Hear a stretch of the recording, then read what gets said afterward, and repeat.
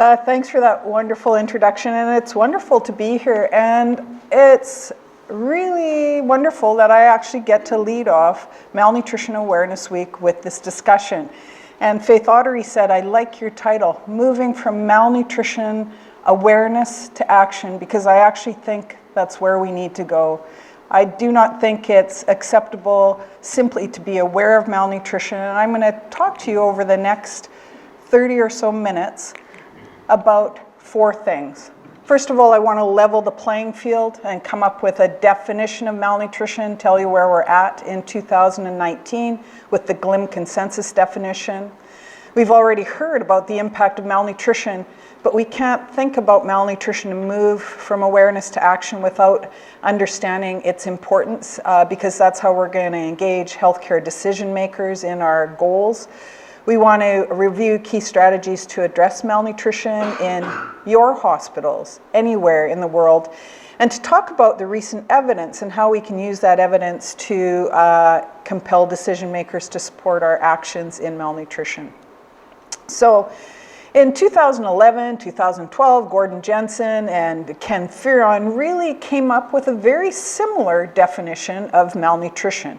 And there have been multiple definitions over the years.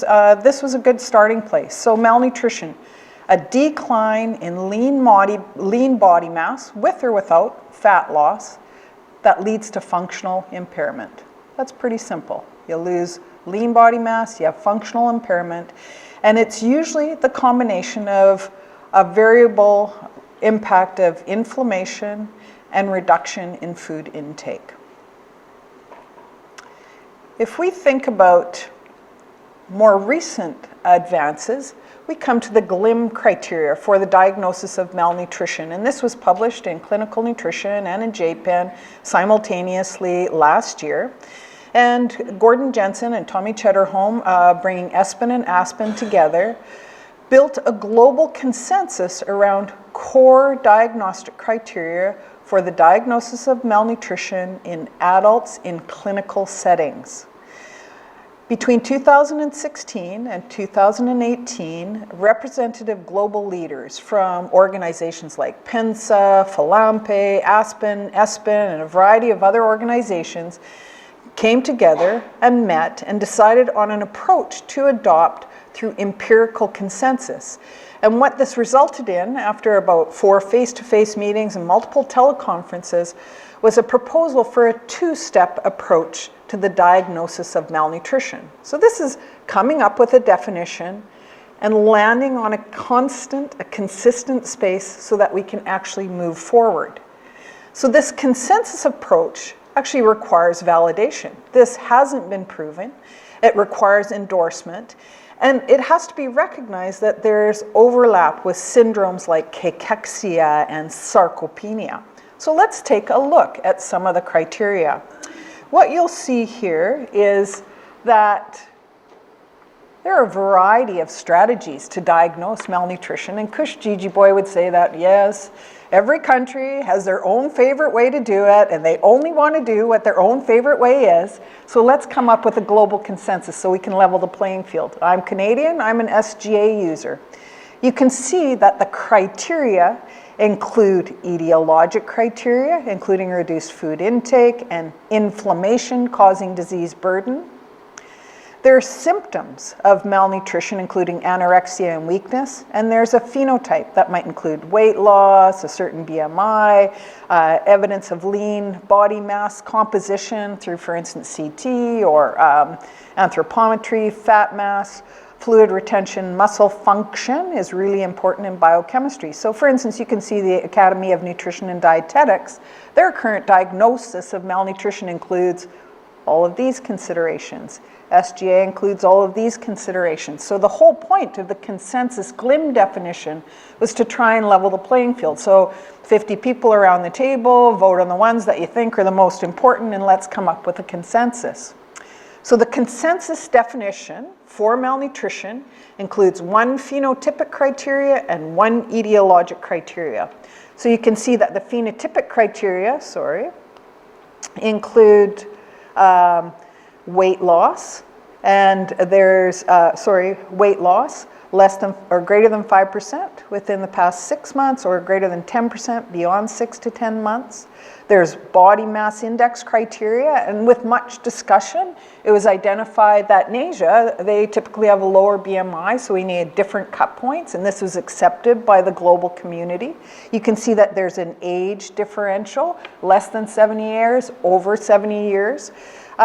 Various measures might be phenotypic criteria for reduced body mass index. So for instance, is that CT body composition?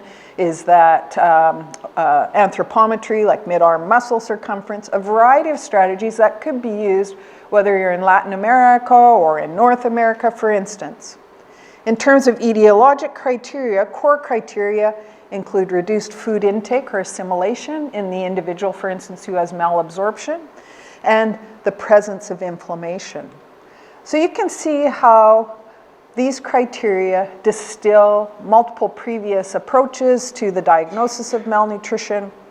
It identifies one etiologic, one phenotypic criteria, and there are different grades of malnutrition that have been proposed with the GLIM criteria. So stage 1, or moderate malnutrition, is a weight loss of 5 to 10% within the past 6 months, and more if it's further than 6 months, BMI criteria, and evidence of reduced muscle mass. And severe malnutrition is associated with greater degrees of weight loss, lower BMIs, and severe deficits. So you have grades of malnutrition, and you have a diagnosis of malnutrition based on etiologic and phenotypic criteria. These criteria have not yet been validated. They've been looked at in retrospective data sets. Can we validate the criteria?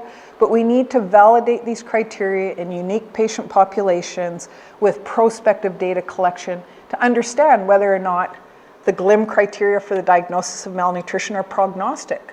If you're more malnourished, or do you have a worse outcome?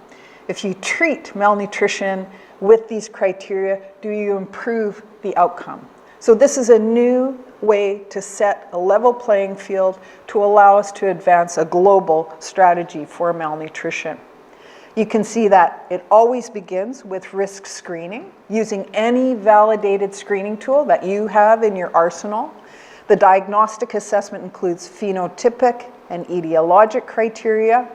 The diagnosis requires at least one etiologic and phenotypic criteria, and then you end up with a severity grading based on degree. Hopefully this will level the playing field, requires validation. As a global nutrition community, this has been a really important step forward because nutrition has to move forward globally. We are a global community. Can we keep using tools that you're using locally? Absolutely. Does this need validation? Yes. If we go back to my Canadian criteria, because that's where I come from, we look at the subjective global assessment, the history and physical of nutrition exam. In our nutrition care in Canadian hospital study, we looked at 1,000 Canadians across 18 sites that included academic and community settings. And using SGA as the gold standard, 1 in 2 were well nourished, no weight loss, no evidence on physical exam and malnutrition. 1 in 10 were severely malnourished, had more than 10% weight loss, physical exam features of malnutrition, and 1 in 3 were at risk for malnutrition or had moderate malnutrition. This data is pretty consistent with the global lay of the land. This is probably a bit more sensitive based on the tools we used, and you can see here that the individual who is severely malnourished had longer length of stay, more readmissions, more complications. You can see she has loss of bulk and tone, loss of subcutaneous fat. You can see her veins there. She's got indrawing. She requires oxygen. This gentleman has lost 7% of his weight. You get the sense that there is a reduction in fat and lean tissue stores there with loss of bulk and tone, loss of fat at the mid-axillary line, in contrast to this fellow who's got good bulk and tone, no weight loss, and he's well nourished. So this is the underpinning of the nutritional diagnosis. It requires both history and physical exam. This is prognostic. This mandates nutrition care intervention, particularly in this individual, depending on the goals of care. So we've already identified the associations of malnutrition. It keeps bad company. Long length of stay, more cost, mortality, frailty, poor quality of life, and healthcare costs. And I'd like to acknowledge the work that Aspen has done, and they've created a series of posters, as has the Canadian Malnutrition Week, the British Association of Parenteral and Enteral Nutrition, to help raise awareness. Because as practitioners, we're working in hospitals, working as individuals, but we have to work within our healthcare systems to disseminate knowledge, to raise awareness, and that's part of what this is doing. So raising awareness is really important. What this poster identifies, and this is available on the website, and if you want to post it, this is a great week to do it. The costs associated with malnutrition, the readmission rates, which are 1.6 times higher. This is from the Canadian data. The economic burden. In our Canadian data, malnourished patients cost $2,000 more per patient than those that were well-nourished. Human costs are higher because patients are readmitted with longer hospital stays, and it's associated with mortality. One of the things that we also have to keep in our radar is that not all patients are equal. Old patients, seniors, are at higher risk for malnutrition. And if anyone warrants special attention, we need to be paying attention to the seniors in hospital. Now, clearly that's the largest cohort of patients in hospital, but if we have to think about resource allocation and targeting strategies, there are ways to do that. So there's awareness. In this room, or on the web, we don't probably need to raise awareness in any community that's watching this webinar. This is not new news. We've actually now got a consensus definition that allows us to advance a global agenda as well as a local agenda if we do it appropriately. But what next? What do we do as a nutrition community to identify malnutrition, to detect malnutrition in our hospitalized patients, to prevent our hospitalized patients from becoming malnourished because they're not getting meals on time, they're not positioned for meals, we're not treating their symptoms, we're not reassessing nutrient intake and saying, wait, you're at risk. And to treat malnutrition with appropriate oral, enteral, and parenteral therapy, or by simple strategies such as treating pain and symptoms. We need to position ourselves to do that, to really move the dial in malnutrition. So let me tell you about some work that we've been doing with our Canadian Malnutrition Task Force under the leadership of Heather Keller. Shortly after we did the Nutrition Care in Canadian Hospital study, we recognized that if we define malnutrition, think about that SGA-C picture I showed you, or the SGA-B picture I showed you. Would nutrition care providers, whether they're doctors, nurses, or dietitians, approach each of those patients in the same way? We brought together 50 nutrition experts from across the country, from across disciplines, and said, okay, you've got SGA-A, what would you do? You got SGA-B, what would you do? You got SGA-C, what you would do? And what we did is we used consensus, because there's actually not a lot of evidence in this space, to define a minimal standard for the care of hospital patients to optimize nutrition care. And we got funding through the Canadian Frailty Network and through the CMTF to do this. And this has now been published and modified on a couple of occasions. It's called the Integrated Nutrition Pathway for Acute Care. So let me walk you through this and demystify it. Like the GLIM criteria, it all begins with nutrition screening at assessment. Now, this might be something that JCO has mandated through accreditation. Are people doing it? We're not sure. When you do enhanced recovery after surgery programs, nutrition risk screening is often one of those pre-op considerations that you need to undertake. Use any validated tool. Don't care what tool you use, any validated tool. And we use the Canadian Nutrition Screening Tool, which is essentially a modification of the Malnutrition Screening Tool, which is an Australian tool, because it doesn't include BMI. Have you lost weight without trying in the last 6 months? And are you eating less than usual for a week? If you answer yes to both of those questions, you screen positive. Manol Laporte published this. Taking out the BMI didn't influence sensitivity and specificity, but you lost a calculation, so it made it more applicable. If you answer no to one or both of these, you don't screen at risk. So in that individual, you get standard nutrition care. Well, guess what? We define standard nutrition care. That's treat and manage pain and symptoms. Let's make sure meals are there. Let's position you for meals. Let's make sure that food is there when you come back for your tests. So doing all the things we should do to optimize interprofessional care. This is not about the doctor. It's not about the dietitian. It's about our healthcare system and how we optimize meals. Do you use protected meal times? Do outpatient x-ray tests at lunch so that patients get their meals, for instance, as an example. Best nutrition care for all. It also includes food intake monitoring. That's a tough one. But in the Nutrition Care in Canadian Hospitals study, we clearly showed that patients who ate less than 50% of their meals had increased length of stay, increased mortality, and poorer outcomes. So mealtime audit, our average length of stay in this study was 7 days, was important. If you're eating less than normal, or if you are deemed at risk, if you're deemed at risk, you get a formal assessment. And we've standardized that. We've said everyone needs an SGA. We just got to level the playing field. Now, clearly a dietitian assessment is going to include things other than SGA. You know, do you have food security issues? What's it like at home? What are your symptoms? Because no dietetics assessment is complete with just an SGA, but now it's hardwired. And we've effectively trained large numbers of Canadian dietitians. In Alberta, my province, we went across the province and did train the trainer so that every dietitian in Alberta, and we have about 600 now, is very competent, comfortable, and effective at doing an SGA. If you're at risk for malnutrition or an SGA-B, you get advanced nutrition care. We've defined that. Advanced nutrition care includes dietitian assessment, includes protein and energy supplementation, includes oral nutrition supplements, either through MedPass or any other way you want to give them. If you're an SGA-C, you get that same comprehensive nutrition assessment, but maybe here you also require consideration for enteral and parenteral nutrition if your oral intake continues to be poor based on ongoing food intake. The other thing about INPAC, or this pathway that we've created, is it mandates that when someone's discharged with malnutrition, they get a follow-up. Because when we did the Nutrition Care in Canadian Hospital study, we weren't seeing malnutrition in outpatients. It wasn't a standard follow-up. We didn't have outpatient capacity. So we've recognized that if you send someone home who's malnourished, you got to be crossing your T's and dotting your I's. So we developed this for adults. We're undertaking now a similar process for pediatrics using this model. So can we implement this? Nice pathway, nice picture. It looks really good because Heather's really good with optics and graphics. But we got a grant through the Canadian Frailty Network to actually implement this, to see if we could change nutrition care practices.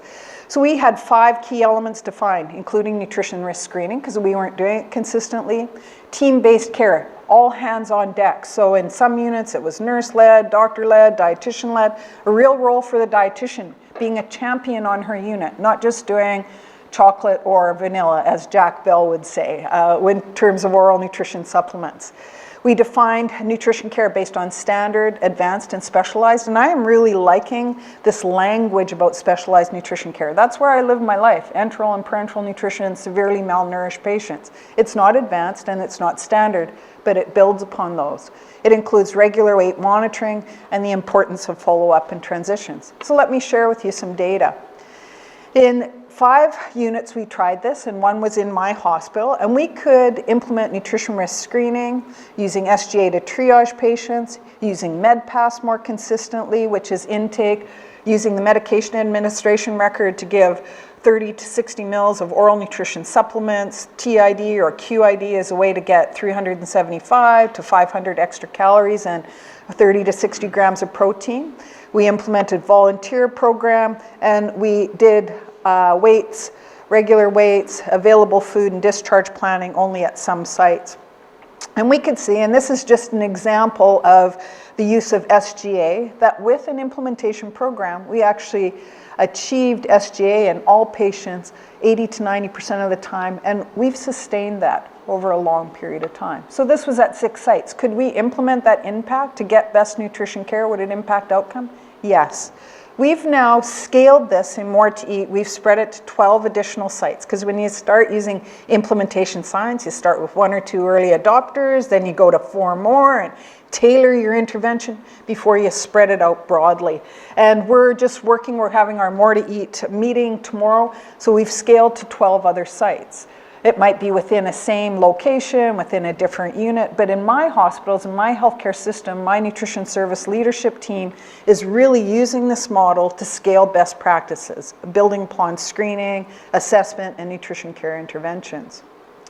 So we know that we can change nutrition care. We know that it's a team sport and we need to do that. But I also think that the world has evolved. We've gotten a lot of really great evidence over the past few years that helps us understand this. And I'm going to talk about 2 recent studies that you're probably familiar with. But I want to demonstrate that local measures, like what we've done with INPAC, can really impact nutrition screening, prevalence, and food monitoring. And I think what the new evidence helps us understand is ways to target strategies for high-risk patients. It also illuminates the need to integrate current recent evidence because that keeps coming out. So I haven't included in this presentation a meta-analysis from 2016 from JAMA that said oral nutrition supplements in medical patients doesn't really move the dial, but you get reduction in readmission. But this study from McDoit's and Nourish colleagues that was published actually now 3 years ago looked at readmission and mortality in hospitalized older adult medical patients in a randomized fashion. And you guys have seen this. They used a high protein oral nutrition supplement with HMB, and they compared it to placebo control. And what they did is they looked at high risk medical patients. And I think one of the changes is our community, the nutrition community, is so used to looking at evidence from the critically ill patient population, and we try and generalize that. You can't do that. The largest cohort of patient in the hospital is the med-surg population, and there's no large evidence base to support their care or how we optimize care. And in fact, once patients get out of ICU, what do we do with them? So we're starting to shine a light on these large med-surg patient populations, and these diagnoses are the 4 most common medical diagnoses, so great reason to choose them. They got standard of care plus 2 servings of HMB or a placebo supplement, and they looked at a composite endpoint of 90-day post-discharge incidence of death or non-elective readmission. And you can actually see that there was no difference in the primary endpoint of 90-day readmission and or death. So they didn't meet their comprehensive or composite endpoint. So giving 2 tetras of supplement compared to placebo didn't change the composite endpoint of readmission and mortality. However, if you look at mortality, it did reduce mortality. So didn't meet that's 2 cans of supplement for 3 months, placebo control, giving protein and energy, special protein, but protein and energy. And if you look at this, you can actually see that by 90 days post-discharge, more people were SGA than were B and C in contrast to starting.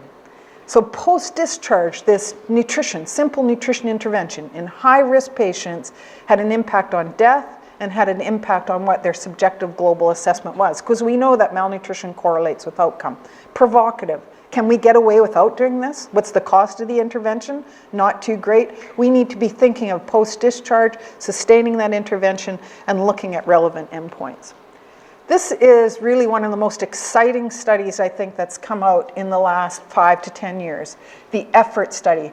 That was a study that was undertaken in 8 Swiss hospitals that looked at the effect of early nutrition support on frailty, functional outcomes, and recovery of malnourished medical inpatients. So once again, a study that gives us a better handle on what's happening in our hospitalized medical patients.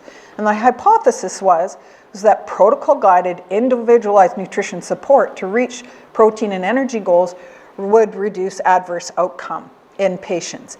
And so they looked at patients at nutrition risk, and they did screening. So starting with that screening, think about the consensus approach using NRS 2002 in patients who were expected to stay more than 4 days because they wanted to use their time wisely.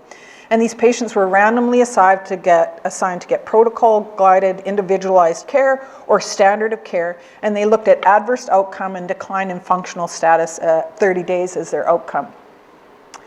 So when they randomized them, I just wanted to, because you're a nutrition crowd, I wanted to show you what they did. So to reach nutrition targets, and I apologize that this is so small, they started with oral nutrition supplements. Meal preferences, adapted, some food fortification, using some snacks. If people met their needs, they did a reassessment. So monitoring food intake is important, you guys, because if patients didn't meet targets after monitoring every 24 to 48 hours, their treatment was escalated. So think this is advanced nutrition care based on a standard escalation, individualizing approach. We are targeting you care. At that time, they had introduction of enteral nutrition with ongoing oral nutrition supplements, and their goal was over 1,500 calories a day. They were reassessed, and after 5 days, if they didn't meet their needs with enteral nutrition, they were escalated to parenteral nutrition with ongoing enteral and oral nutrition.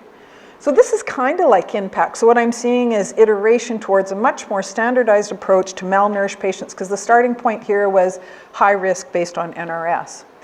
And so I've put in bold here because it's hard to read. The salmon color is the intervention group, the pale blue is the control group, and you can see that clearly with an individualized approach, we're meeting 90% of requirements. And we're meeting more protein. So there's a greater spread in the protein requirements than in the energy requirements of this. So what did they use? Did they use oral? Did they use enteral? Did they use parenteral? In fact, in this study, with this algorithmized approach, only about 2% of patients actually required enteral or parenteral therapy. A lot of the needs could be met with optimal oral nutrition supplements. So enteral and parenteral are really important, but with best nutrition care, you can meet a lot of needs, and then you need to give enteral or parenteral or specialized nutrition care. What you can see from this, with 30-day outcomes, you can see that in contrast to the intervention group, the control group had a reduction in adverse outcomes. This is with individualized nutrition care, using primarily protein energy supplementation in the form of oral nutrition supplements. 7% in the intervention group compared to 10% in the control group died. That's statistically significant. And there is no side effects from using an individualized nutrition care approach. So this tells us that individualized nutrition care predicated upon an algorithm and a tailored approach really can make a difference. So I actually think that evolving areas in malnutrition care include adoption and adaptation of algorithms, whether it's effort or impact. And I think we need to adapt those to be applicable to populations more prominently across the spectrum of age. Pediatrics are a high-risk patient population, and in our work groups, in the pediatric group of the Canadian Malnutrition Task Force, we're developing a similar algorithm. The set points are going to be different. There's going to be measures for weight and height, and there's going to be weight change. So a few tweaks for pediatrics. Does it need to be modified and adapted for geriatrics and seniors? Potentially.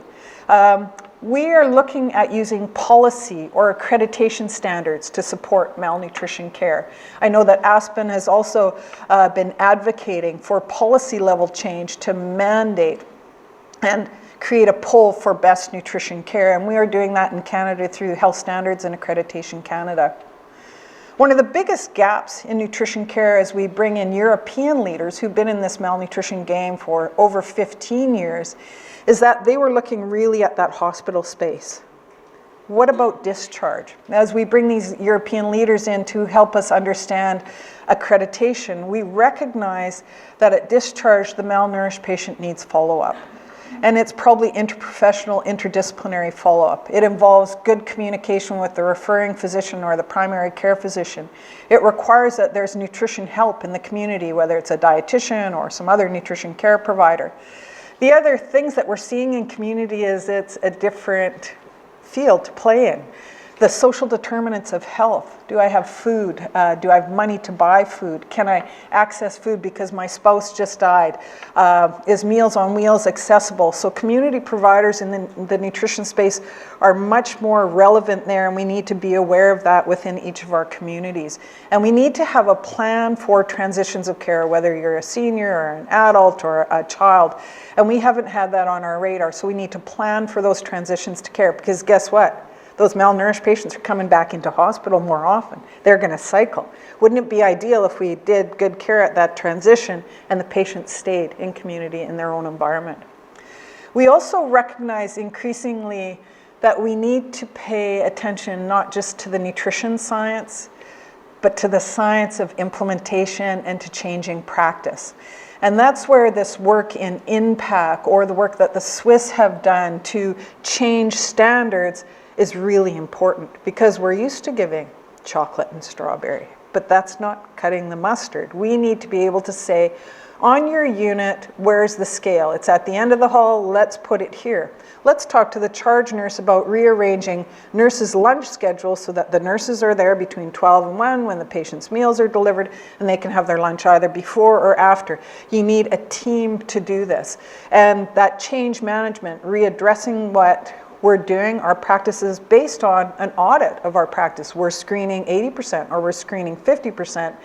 We need to use that. So it's new science that we expect to use within nutrition care to advance nutrition care.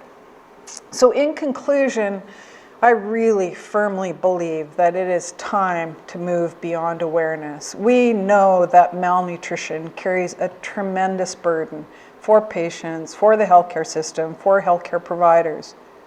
We know that it's actually possible to act local. I actually like the GLIM definition because it allows us to think globally. Am I going to apply GLIM on my day-to-day activities? Probably not. I'm going to use the tools that I use locally.